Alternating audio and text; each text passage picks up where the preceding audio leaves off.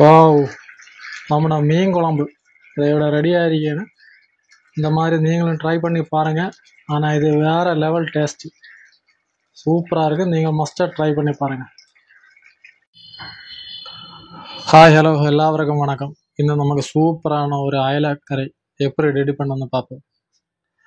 நம்ம 20 சின்ன வெங்காயம் எடுத்துருக்கு, ஒரு 3 பீஸு பச்சை மிளகு, ஒரு 10 பூண்டு, ஒரு பீஸ் இஞ்சி, ஒரு தக்காளி, 3 பிளாக் கலர் புளி. இந்த பிளாக் கலர் புளி வந்துட்டு ஒரு 400 ml தண்ணியில், 400 ml சூடு தண்ணியில் ஒரு 20 நிமிஷம் நமக்கு ஊற வைக்கணும்.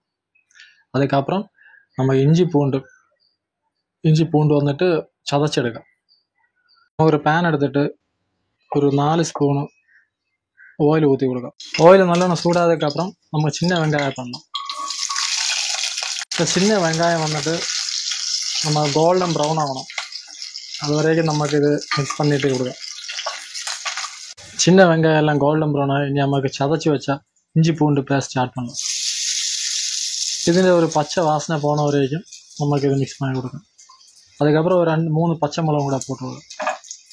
இதெல்லாம் கூட போட்டு இஞ்சி பூண்டு பேஸ்ட்டு பச்சை வாசனை போகணும், அது வரைக்கும் நம்ம இதை மிக்ஸ் பண்ணணும்.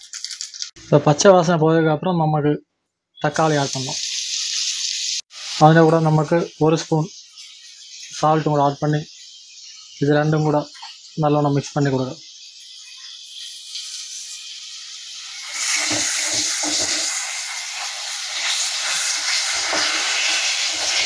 தக்காளி எல்லாம் நல்லா வேகணும், அது வரைக்கும் நமக்கு இது ஒரு 5 நிமிஷம் வந்து மிக்ஸ் பண்ணி கொடுக்கும். இதை விட்டு நமக்கு இனி மசாலா ஆட் பண்ணணும். மல்லித்தூள் 1 spoon, 1 spoon chilli powder, 1/4 spoon மஞ்சத்தூள். இதெல்லாம் கூட போட்டு நல்லா நம்ம மிக்ஸ் பண்ணி ஒரு 10 செகண்ட் மிக்ஸ் பண்ணி எடுக்கணும்.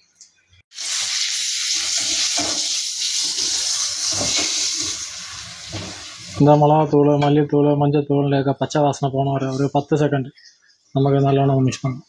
இதில் விட்டு நமக்கு அந்த புளி தண்ணி, ஊற வச்ச புளி தண்ணி இதில் விட்டு ஆட் பண்ணிக்கணும்.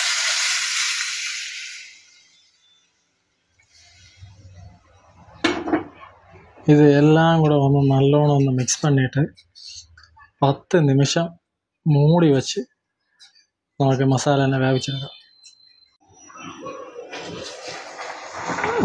நம்மளோட மசாலா எல்லாம் சூப்பராக வெந்திருக்கு. இனி இதில் விட்டு நமக்கு நம்மளா மீன் ஆட் பண்ணலாம்.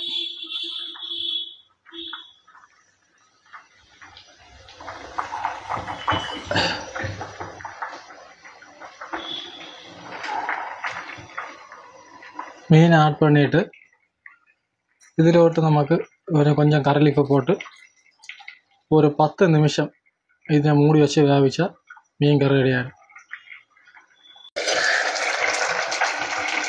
வாவ், நம்மளோட மீன் குழம்பு இதோட ரெடியாக இருக்கேன்னு இந்த மாதிரி நீங்களும் ட்ரை பண்ணி பாருங்கள்.